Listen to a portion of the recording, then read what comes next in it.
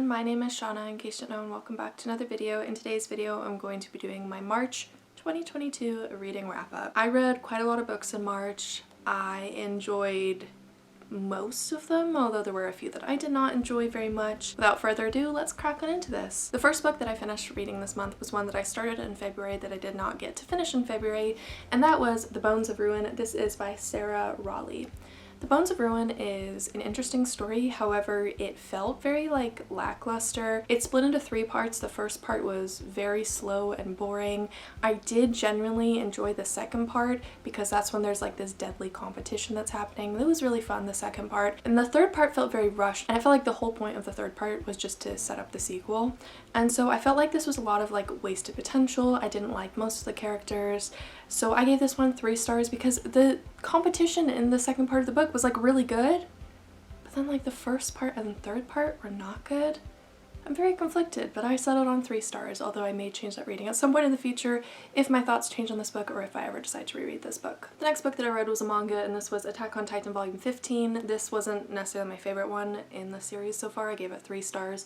I enjoyed the first chapter, and then I wasn't really as interested in the rest of the story, and I also thought that it was really deceiving that the main character who is on the front of this book is barely in this book at all. So this volume was good but not amazing. None of the Attack on Titan volumes so far are bad, just some aren't as good as others, and this is one of those ones that it isn't as good as others. Next up, I read a manga classic, and this one was Romeo and Juliet, the full original text edition. I wish I had known that there was a difference between the full original text edition and the modern English text, because I didn't know that there was 2 different versions for this one. And so I read the full original text edition, which I was not a huge fan of. So it basically just took Shakespeare's play word for word and put it on top of these manga pictures. However, if you've ever read Shakespeare, you know that Shakespeare has a very, very confusing writing style, and a lot of it just doesn't make sense. So while I do really enjoy the story of Romeo and Juliet, I felt that this manga version was not the greatest adaptation of the play ever, and I feel like I wouldn't have understood anything about this play if I had not studied the play in school, so I gave this one 2 stars. The next one that I read is a bit of a mouthful to say, Heliotheromania. So the writer reached out to me and asked me if I could read his book, and I said yes because it sounded interesting, and then I read it, and well, I did mostly enjoy it. I did struggle a little bit with it. It's basically these poems that are put together into a short comic book, and I thought that the drawings were done really well, and eventually at the end of the story I could understand what it was about, but it was really confusing at first. Not necessarily my favorite one ever, but not bad. But it's free online, so if you're interested in this idea of poetry being turned into a comic book, definitely check this one out, and I will link the site down below where you can read it for free. And the site is 100% legal. The author sent me the link to the site himself, so it's not like I just googled and got it off of a pirating website. The author sent me the link, so it's trustworthy. The next one that I read was Attack on Titan Volume 16. I really, really enjoyed this one. I gave this one 4 stars. This series has a habit of starting new mysteries, posing all of these crazy things that are unexplained for several volumes, and so I was glad that this volume finally started to give some answers to some of the questions. This volume also had a lot of progression in Historia's story arc and her characterization, and I thought that was really interesting and well done. Next up is one of my favorite books of the year, and that is Ander and Santi Were Here by Johnny Garza Vila. So this book is about Ander, who is non-binary, and Ander is working for their family's Takura, and they're also working for this non-profit where they're painting murals all over the town where they live in Texas. However, Ander's family fires Ander from the restaurant so that Ander can spend more time focusing on their artwork, and this guy named Santi comes in and takes Ander's place at the restaurant. Romance blooms from there. It is so beautiful. There is a lot of discussion about immigration, undocumented immigrants, ICE. It's really sad, but it's also so beautiful and epic, and I just felt so many emotions while reading this book. There were some scenes where I was so close to crying that I was literally clenching my jaw so hard that I gave myself a headache. So a very emotional book, but really, really good, a really interesting story that I highly recommend that everyone reads. The next book that I read was this book, Queer: A Graphic History by Meg, John Barker, and Julia Shield. I actually started this one back in January because I was reading this one for a queer studies class and we were reading like small portions of it at a time. So I finished it this month, but technically I've been reading it since January. Unfortunately, I wasn't a huge fan of this one. So the reason why I'm even showing this one, because normally I don't show books I read for school, is because this was actually one that I had marked as want to read on Goodreads before I even took the class, because I thought that it would be interesting. Like, it says queer a graphic history. Like, I thought it would be giving you some background to different queer events, and I thought it would be like a fun format. And while it was a fun format, it's more delving into like queer theory, which is like a philosophical theory, and I found it to be too heavy on theories and it was very confusing and it didn't explain itself well to me. And I'm someone who like isn't that into philosophy and all the different terms and stuff, so I found this to be like really confusing. If you're into philosophy and those type of things, I think you could give this one a shot. However, if you're not into philosophy, I don't recommend reading this one. And I know it's like about LGBTQ plus stuff, so like it seems appealing to many people. However, it's like very dense, very much feels like a school textbook and not very enjoyable. I chose not to read this one since I read it for school as a textbook, and since it turned out to be more of a textbook format, I don't really feel comfortable like giving a star rating to textbooks. However, it just wasn't what I expected and wasn't as good as I was expecting. Next up, I read Attack on Titan Volume 17. I really enjoyed this one, gave it 4 stars. This is another one where it's expanding on Historia's story arc, and I wasn't a huge fan of Historia when she was first introduced, but I really like the growth and transformation that she goes through in this series. So, really enjoy this one.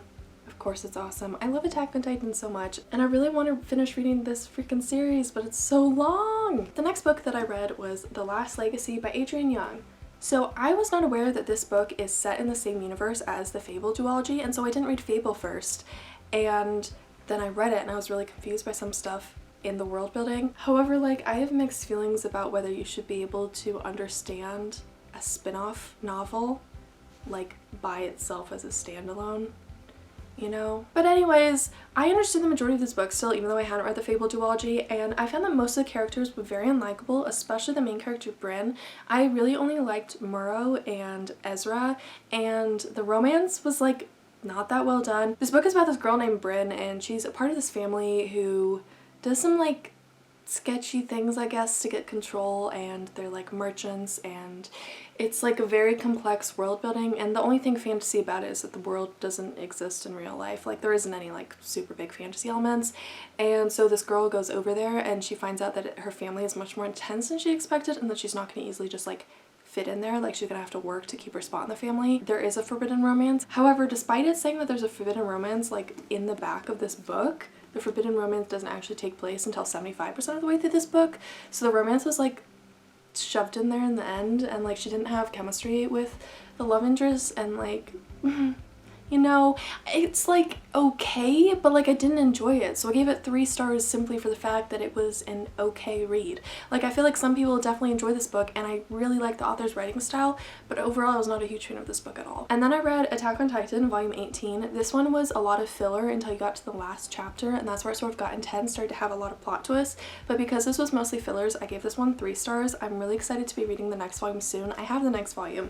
I have it like right here on my shelf, you see? Yeah, not the strongest one in the series, but the final chapter was so awesome. And then I read another manga classic, and this one was Macbeth, and this was the full text edition as well. Another one that I requested before I realized that there's like full text edition and like modern English edition.